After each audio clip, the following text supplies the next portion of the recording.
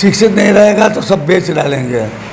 हाँ, सिगरेटरी और सब यो जो होते हैं, अगर शिक्षित हैं तो उनका महुआ के रहने वाले हैं जी।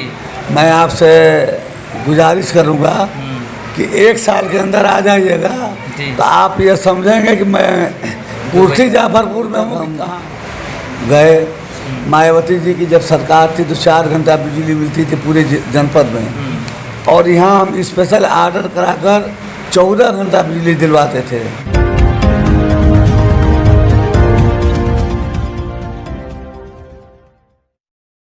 स्वागत है आप सभी का रोज़ाना न्यूज़ टीवी में। मैं इरशाद अहमद उत्तर प्रदेश के जनपद मऊ से, और आज आए हुए हम कुर्ती जाफरपुर ज़फ़र अहमद ग्राम प्रधान जी के वहाँ, और इनसे बात करेंगे जिस तरह से इन्होंने यहाँ पे चुनाव जीत हासिल की है और यहाँ की जनता ने काफ़ी उम्मीदों के साथ इनको चुनाव जिताया है। इनसे बात करेंगे। बहुत बहुत स्वागत है आपका, बहुत बहुत बधाई हो आपको कि आपने चुनाव जीता। शुक्रिया शुक्रिया। यहाँ की जनता के लिए सबसे पहले आपका मुद्दा क्या है? जनता के लिए मुद्दा हमारा क्या है? जनता हमको मुद्दा ही को ऊपर दिए वोट दी है कि होंगे तो विकास गांव का करेंगे, जिस तरीके का विकास होगा ये करेंगे।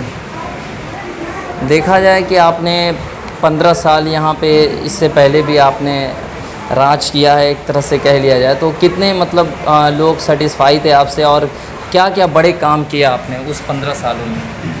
देखिए, बड़ा काम क्या है जो ग्राम पंचायत में उपलब्ध हुआ। जैसे पूरे ग्राम पंचायत में आप जाकर घूम कर देख लीजिए कि एक जगह भी खुली नाली नहीं मिलेगी, और पूरे गली में खरंजा लगवा दिए। बाज़ार में आरसीसी रोड नहीं बनता था उस वक्त मैं एमपी से लड़ झगड़ कर बनवाया, और 20 साल हो गया। आज उस रोड को आप रम्मा से अगर तोड़ेंगे नहीं टूटेगा। इतना मजबूत बनवाया आपने, देख लीजिए जाकर। जी। आप खुद एक बुनकर हैं, बुनकर के बेटा हैं। यहाँ लोग बुनकर निवास करते हैं।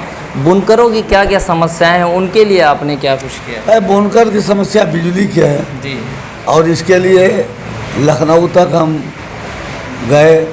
मायावती जी की जब सरकार थी तो 4 घंटा बिजली मिलती थी पूरे जनपद में, और यहाँ हम स्पेशल आर्डर कराकर 14 घंटा बिजली दिलवाते थे 1 साल तक लगातार।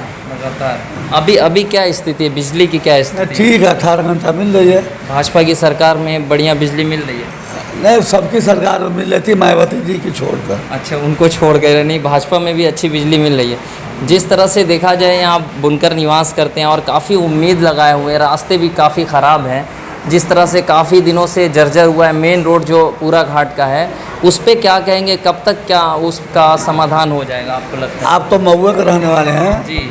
मैं आपसे गुजारिश करूंगा कि 1 साल के अंदर आ जाइएगा तो आप ये समझेंगे कि मैं कुर्सी जाफरपुर में हूँ कि कहाँ हूँ। मतलब रुख एकदम नक्शा बदल जाएगा। नक्शा बदल जाएगा, कहने की बात नहीं है। कितना आप उस पर काम करेंगे, मतलब कहाँ तक आप कोशिश कर रहे हैं आप? नहीं, देखिए, रास्ते के लिए तो 100% जो मेन रास्ता है जो हमारे अंडर में नगर पंचायत के अंदर आ रहा है, उसको मेन रास्ते से तुरंत जोड़ेंगे। ठीक है, ये तो नाली खड़िंजे की बात हो गई। रही यहाँ के शिक्षा की बात, कि शिक्षा व्यवस्था क्या है, कितने स्कूल हैं, क्या पढ़ाइयाँ हो रही हैं, किस तरह से आप क्या उनको सपोर्ट करते हैं? सपोर्ट का प्राइमरी स्कूल जो है यहाँ मालूम कर लीजिए, कॉन्वेंट से लड़के लोग निकाल कर यहाँ पढ़ाई करते थे। हम स्कूल जाते थे, देखते थे, और जो भी अरे मास्टर समय से नहीं आते तो उनको अब्सेंट करते थे। उसमें हमको अधिकार समझाते, 10:15 बजे पहुँच जाते थे। अच्छा, तो क्या अभी आप फिर वही अपना जो पुराना रवैया था वही अपनाएंगे? वो सब जान गए हैं, जो लेट लतीफ़ आते थे शुरू कर दिया है। अच्छा, यानी आपसे डरते हैं लोग, और वहाँ रूल रेगुलेशन से सब सिस्टम चल रहा है। कुछ हम नगर पंचायत में नियम विरुद्ध कोई काम नहीं होने देंगे। जब हम गए थे लोगों से मिलने के लिए, देखे एक आदमी, हमारा ही आदमी दीवार जोड़वा रहा है, तो सूता मंगा कर नापे तो 5 इंच ज़्यादा था। हम उनसे कहे इसको तोड़वा दीजिए, हम तोड़वा देंगे। भाई जब रास्ता हम तंग करते जाएंगे तो कहाँ से रास्ता मिलेगा? उसमें हमारा कोई समझौता नहीं है। एक राय आपसे, आपकी राय लेना चाहते हैं कि क्या बताएंगे लोगों की, एक अगर सभासद हो चाहे कोई नेता हो, क्या वो शिक्षित होना ज़रूरी है? शिक्षित नहीं रहेगा तो सब बेच डालेंगे। हाँ, सेक्रेटरी और सब ईओ जो होते हैं, अगर शिक्षित हैं तो उनका काम हो जाएगा। वो दस्तखत कराएंगे, कहेंगे कि फिर। तो मैक्सिमम देखा जाए जितने सभासद हैं चाहे कुछ और भी हैं, वो सब देखा जाए सही से लिखना नहीं जानते। उन लोगों के लिए क्या कहेंगे, जनता से क्या अपील करेंगे? तो हम तो यही चाहेंगे कि जो अभी तक अंगूठा लगाकर चुनाव जीता है, इसके लिए भी रास्ता है कि अब से पढ़ाई कर लें, कुछ जानकारी कर लें। यानी कहीं न कहीं शिक्षा के लिए बहुत ज़रूरी है। शिक्षा तो बहुत अनिवार्य है जी। हाँ। हाँ, क्योंकि अगर शिक्षित रहेगा तो वो शिक्षित सोच रख के विकास करेगा। शिक्षित आदमी कभी झगड़ा लड़ाई नहीं करता है, जी। ये मान लीजिए। मानते हैं। तो यहाँ की जनता से क्या अपील करेंगे? तो कह रहे हैं भाई, अपने चुनावी प्रचार में जब थे तब भी कह रहे थे कि आप लोग लड़कों को पढ़ाइए स्कूल में, मदरसे में, ताकि शिक्षित हों, उनको तहजीब अच्छी सिखाइए।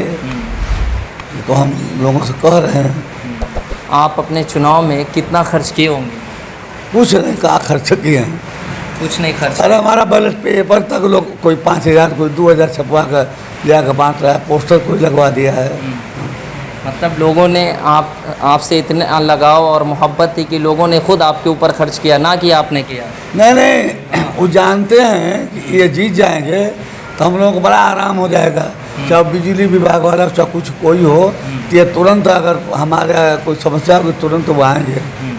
तो इसलिए वो खर्चा कर रहे हैं। शपथ ग्रहण के बाद सबसे पहला टारगेट क्या है आपका काम करने का? अब देखिए, शपथ ग्रहण के बाद देखा जाए क्या बजट है, क्या उसकी नियमावली है। अब उन ग्राम पंचायत से हट हो गया, और वो तो सामने आने के बाद ही बताया जाएगा। कुर्ती जाफरपुर में अभी लास्ट सबसे बड़ी समस्या क्या है लोगों के बीच? यहाँ सबसे बड़ी तो पानी निकासी की, जल निकासी की। तो उसका समाधान के लिए कुछ सोचा है आपने? वो तो अब गए थे चुनाव में तभी कह दिए जी कि इसको हम होने के बाद जिस तरीके से बजट आएगा, इसको मेन नाले में मिलाकर ये समस्या दूर करेंगे।